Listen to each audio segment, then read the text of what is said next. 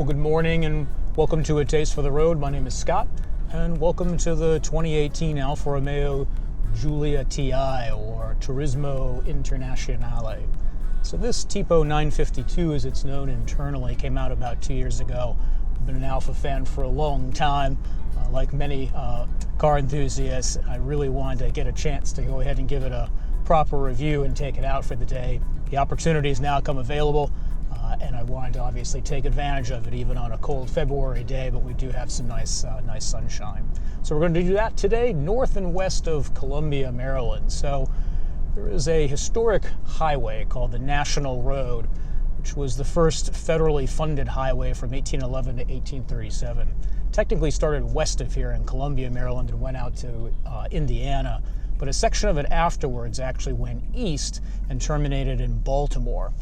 In addition to that, it actually continued on and terminates in New York. But we'll just spend a bit of a chunk here on the section for Route 144. It's got some nice byways and turns and so forth, and it should be pretty enjoyable. The other thing we're going to do here is head over to into Columbia. There's a lovely coffee shop and cafe called Roggenart's, and they have some lovely pastries, given my sweet tooth, which is appealing. They also make some very nice breakfast sandwiches and quiche and so forth, and of course, really nice coffee.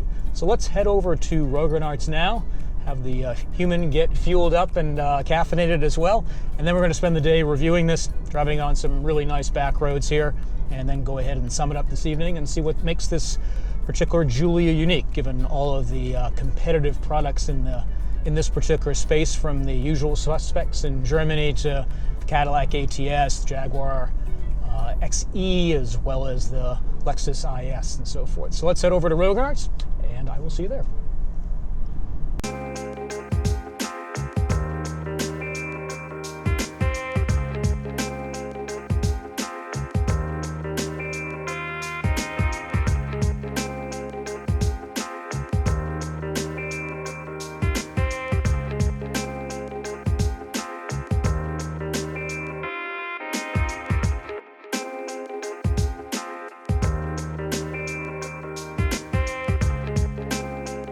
That was a very nice stop at Roggenart's.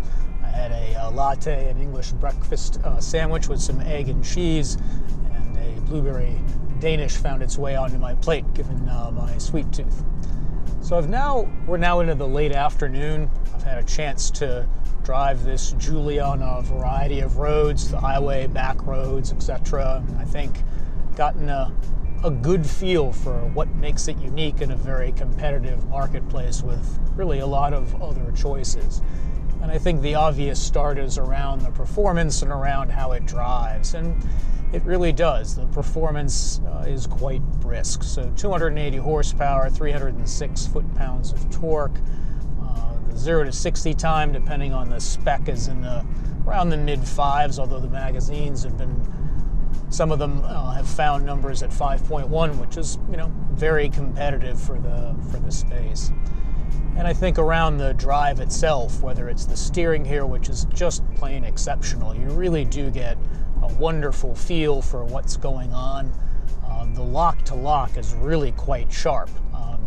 And in fact, it's actually tighter than an M3 or a C63 AMG. It's not twitchy.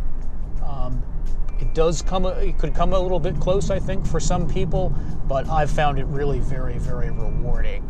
And in addition to that, complemented is the drive system, which is, I think, affectionate that they go ahead and call it DNA for dynamic, naturale, and then advanced efficiency. And you can definitely feel differences in terms of the power curve and about how the suspension really settles. But in all modes, the suspension and the chassis here is just first rate. It's been very comfortable to drive this car on a variety of different pavements, some of which have been very, very poor. We're, as I mentioned earlier, in February, and the roads are pretty beat up by this point, given the cold temperatures that we've had. But this thing, even in dynamic mode, which should theoretically make it as firm as possible, it's obvious that this is very much a road car, and it really feels it. So I think for those who are concerned, perhaps, that this might be a little bit too stiff or too, quote-unquote sporty, nothing of the sort. It really is quite exceptional. And I think that also has to do with the weight or lack thereof. This is a car that's just a little bit over 3,000 pounds. Lots of aluminum, a carbon fiber prop shaft, which most won't care about, but is nevertheless there. And it's some really thoughtful details around reducing weight, centralizing that mass, and really giving you an opportunity as a driver to feel things without being beat up in a way that is just deeply impressive. I think also, in terms of kind of the interior and the tech in the interior, the tech is decent. It's not really leading edge, certainly. It's definitely not the A4 and the virtual cockpit. I would say it's good. The system is a little bit slow, and the screen is quite matte. And given the sunny day today, it has absolutely been completely washed out at times. And with the red lettering and so forth, I have found it difficult sometimes to try and see and figure out what I was actually looking at, which is a bit frustrating, and I think could be changed in ways to make it just simply more readable. The fonts and so forth here, the tachometer and speedo, just super crisp and super clear. They definitely got this piece of it right. And at a glance, I can know exactly what speed I'm doing and where I am and so forth, and the rev range, which, rider mode, etc. like that, if I happen to have forgotten. Also really, really nice. Other bits and pieces here on the interior, the plastics, they're a little bit weak, to be perfectly honest about it. It's typically the lower half, and Alfa is definitely not the only firm to do that. If you've ever stepped into a Jag F-Type at considerably more money, you've seen lots of hard and less pleasing plastics. I will say that with the black bottom, it doesn't quite show up quite as much, and with the red leather interior on this car, which is really quite nice actually, it does flatter in ways and make it less obvious that the plastics down below are really quite hard. I think in terms of other compromises, the one drive piece that others have mentioned, and I've definitely felt it today a bit, is the braking system. So the Brembos, they're wonderful. I had to test them earlier. I can assure you they work with remarkable linearity and efficiency. But the pedal feel is a little bit frustrating. This is a Continental, if you will, brake-by-wire system, and the first manufacturer to use this system. So there's nothing between my brake pedal and the module that is other than electronics. And so there are areas where, particularly that last 5 miles an hour, it's a little bit abrupt, and I cannot get it to be smooth. But certainly coming down from high speed and firmly pressing that pedal, you can definitely feel that linearity, and they've definitely got that. But I think some tuning in that department between Alfa and Continental, the provider of the system, is certainly in order. I think in the looks department, and of course everyone is different in how they perceive attraction. For me anyway, this is an exceptionally good-looking car. It's wonderful on the outside. The designer touches on the inside also, it makes you go ahead and feel special. It's obvious that they spent an enormous amount of energy and time just getting all sorts of details right. Whether it's the Alfa Romeo inscription in the front lights, it's some of the little corners and so forth around the rear lights, the sides that are curved but still very elegant. To me, this is just a classy looking car in lots of colors. And this color in gray, and I hope it comes out in the video, a metallic gray, with this particular red and of course black and so forth, really is understated, but just really looks, I think anyway, very, very, very flattering.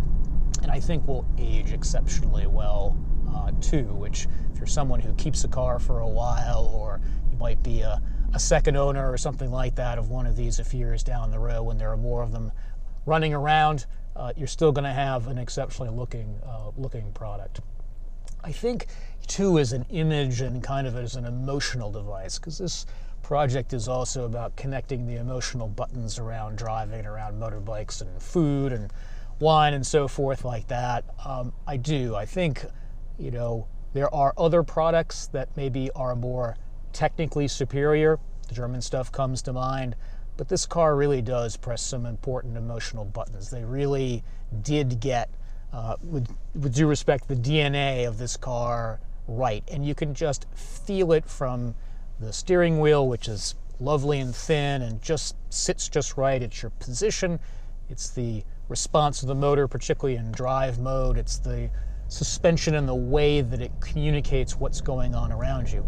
None of it's perfect, but it is notable for just the way in which Alfa, I think, has gotten so much of this car right, with technical assistance from Ferrari and obviously various other partners and so forth, that you feel special in this car, even when, again, you'll notice compromises around the plastic or little bits and pieces that certainly could be better and just feel more robust. This rotary dial here, for example, is a little on the squishy side in ways that I did not expect.